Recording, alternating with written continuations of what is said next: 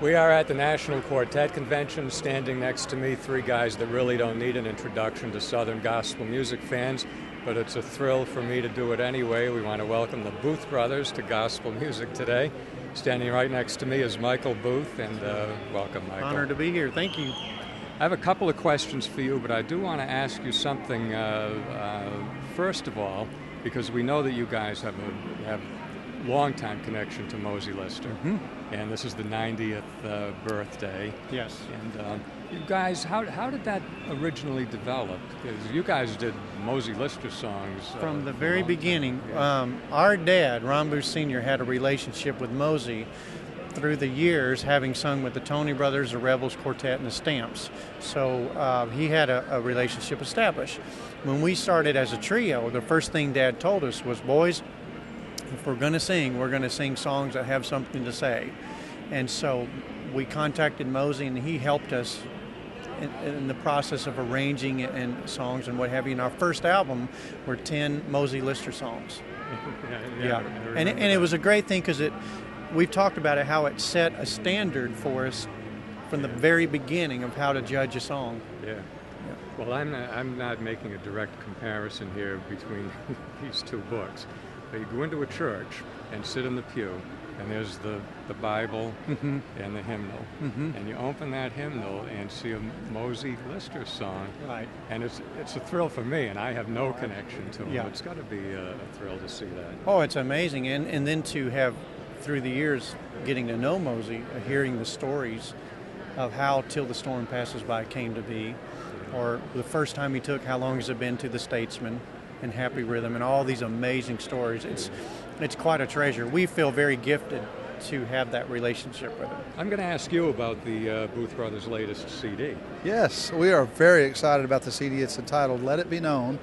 A lot of neat songs. The current single is a song called She Still Remembers Jesus' Name, which is a song that Ronnie does, and it's a great song. People are really receiving a lot of hope from it. It deals with Alzheimer's and people that are dealing with that. We didn't realize until we started singing the song how many people are really facing that in their family. And through the stuff that's not fun in this life, it's good to have hope.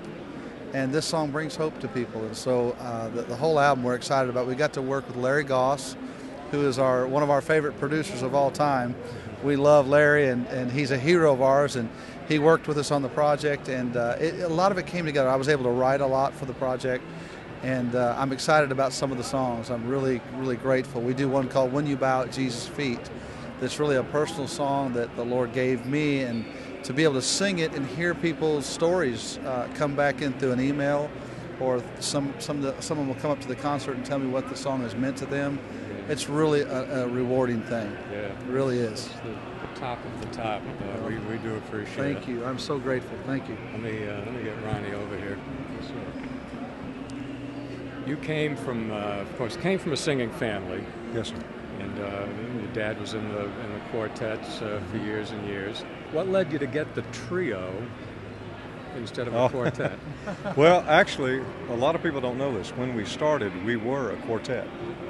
A guy named Tim Sievert, who used to be a member of the Rebels Quartet back in 1973.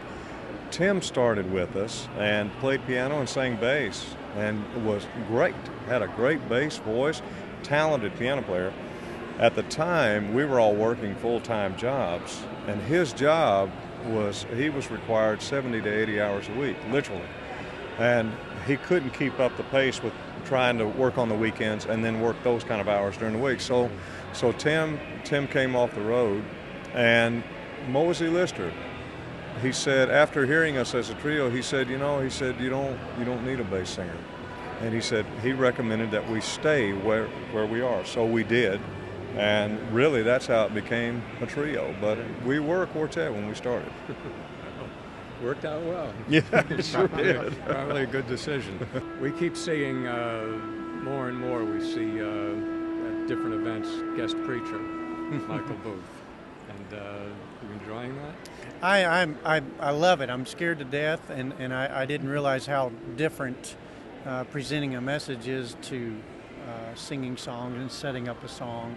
It's definitely apples and oranges. But specifically, Ray Flynn of Abraham Productions has been a guy and encouraging me to step out and do such things, and it's been overwhelming. There was one particular weekend where Dr. Charles Stanley, Dr. David Jeremiah, and others were preaching also, and he said, "Here, go," and it was overwhelming, to say the least. But all that came about because we found a way to get the gospel in our program, and the people came to hear singing. But in a 2.5 to 3 hour program, we can all spare 10 minutes or so for the gospel. It is gospel music, and so we've learned to present that, and then there have been some people that give us opportunities to speak a little longer about just about the gospel. I was asked once to do 2 messages. I said, I don't have to.